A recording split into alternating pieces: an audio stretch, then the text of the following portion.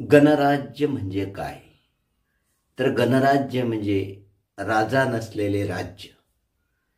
ज्या देशाचा सर्वोच्च प्रमुख जनतेकडून प्रत्यक्ष अप्रत्यक्षरित्या विशिष्ट काळासाठी निवडून दिला जातो, त्या देशाला गणराज्य असं म्हणतात. उदाहरणार्थ भारत. भारताचा सर्वोच्च प्रमुख हा राष्ट्रपती आहे.